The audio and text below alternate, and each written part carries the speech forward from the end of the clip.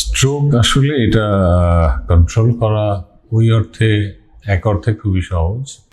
Stroke কি এটা আপনি জানুন, আপনি মানতে শুরু করুন, আপনার আশেপাশে সবাইকে এটা মানতে উদ্বুদ্ধ করুন।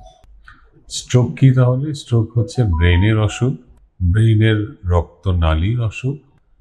ব্রেনের রক্তনালী হয় বন্ধ হয়ে গেলে স্ট্রোক হয়, অথবা ছিঁড়ে গেলে স্ট্রোক হয়। একটা হচ্ছে ইসকেমিক স্ট্রোক আর একটা হেমোরেজিক স্ট্রোক। আমরা সবাই জানি ইসকেমিক স্ট্রোক মানে রক্তনালী বন্ধ হয়ে গেলে যে স্ট্রোক হয়, এটার ইনসিডেন্স প্রবণতা অনেক বেশি, 100 জনে 85 জন। এবং আমরা এটা জানি যে স্ট্রোক প্রিভেন্টেবল, যেই কারণগুলোর জন্য স্ট্রোক হয় আমি বিস্তারিত জানবো, কিভাবে কারণ থেকে প্রতিকার পাওয়া যায় আমি সেটাও জানবো, আমি মানতে শুরু করবো।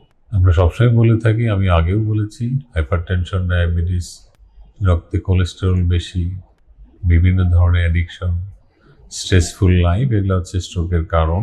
তা আমাদের আসলে এগুলো থেকে কন্ট্রোল করাটাই হচ্ছে স্ট্রোকের প্রিভেনশন, এবং এটা করতে পারলে 90% স্ট্রোক আসলে প্রিভেন্ট করা যায়। তাহলে দেখেন, স্ট্রোক আসলে প্রিভেন্ট করা খুব সহজ। আপনি যদি আসলে এই জিনিসগুলো, ডায়াবেটিস, প্রেশার, এগুলো কন্ট্রোল করেন, আপনার স্ট্রোক প্রিভেন্ট হয়ে যাবে।